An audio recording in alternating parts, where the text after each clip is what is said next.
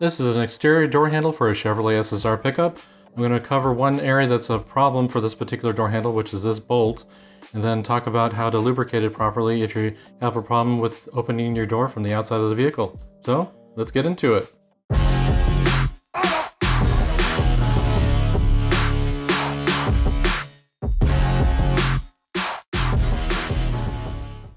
On the left side of the screen, you should see some footage from the other day when I was working on a friend's Chevrolet SSR. I was addressing two issues, the door latch replacement and the door handle was extremely difficult to pull on and actually open the door.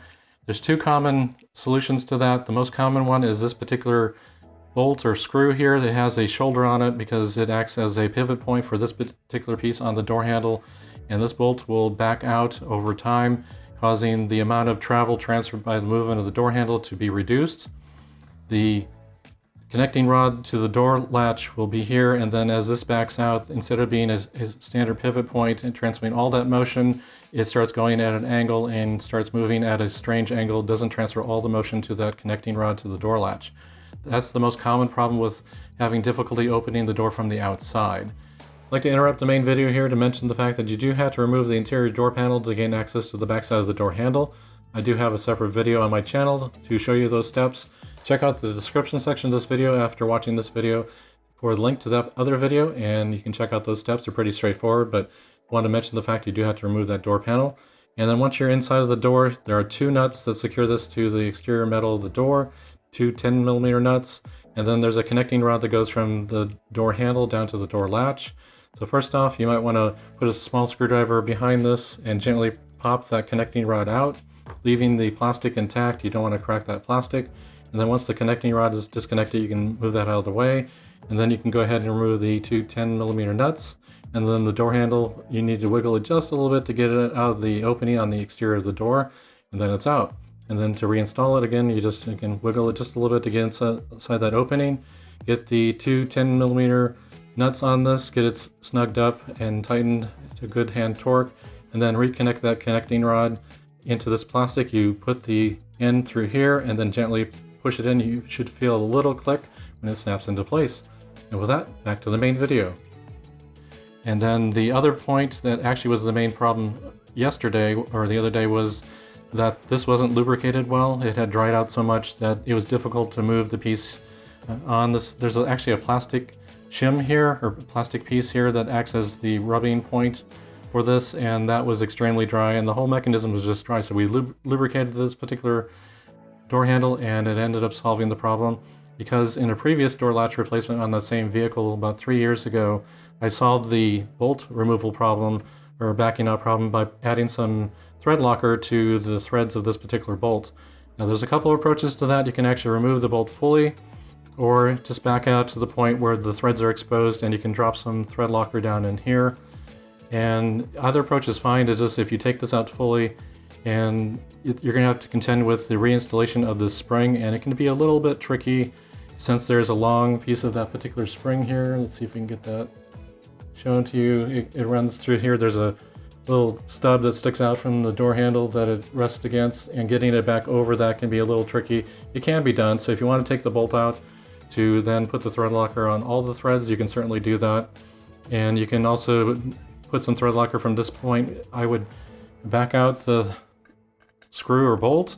Now the wrench size for this has changed. I've seen many examples. The one I worked on the other day was a 5mm Allen wrench. This particular one's a 3mm Allen wrench. I've seen some pictures of e-torques also being used.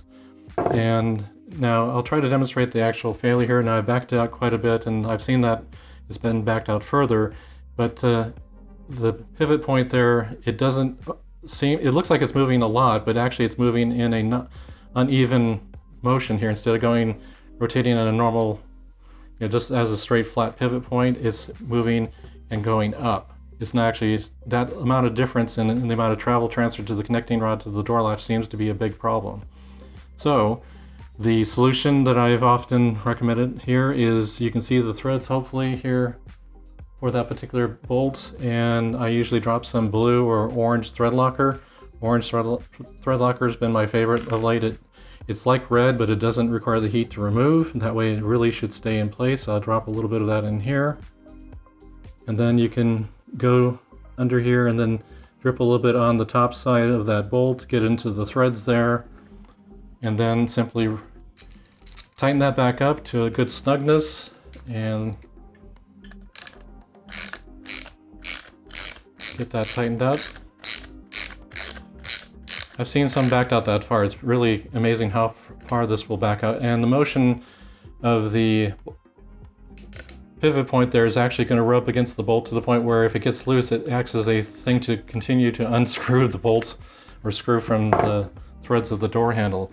So now with that fully tightened, again, there's a shoulder on this particular screw or bolt, and that's what this is rubbing on, and you might want to add some lube to that as well. And with it fully tightened down, instead of it pivoting up just a little bit, it actually is a nice flat movement. So that's the biggest complaint that I've seen, and of course there's some thread locker coming out there. You might want to wipe off the excess and then give that time to, that will set up over a little bit of time.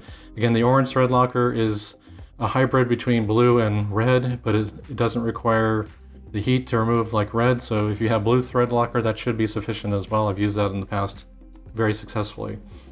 The problem with the other one from the other day is I had already taken and performed this solution about 3 years ago in 2018 when we replaced the door latch back then.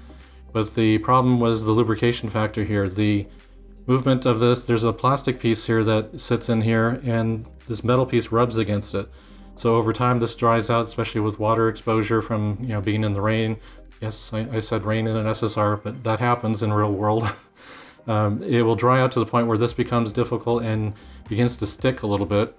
So I would suggest lubricating this contact surface, and if you have that bolt backed out, put some lubricant on the shoulder of the bolt, and then also down here where the spring contacts, that little stub there. Let's see if I can get that closer for you. That little stub there, and then the spring rubs against on the metal there. It doesn't move a lot, but with it moving, the pivot point there's a little bit of movement of that spring on that metal as well. So lubricate those areas, and also there's this being the hinge, there is a metal rod or metal shaft going through this part of the door handle assembly, so you might want to lubricate the pieces here as well. And just the lubrication factor went from almost impossible to open the door handle to it opened very nicely. So those are the most common issues with the exterior door handles with the Chevrolet SSR, this being the most common problem.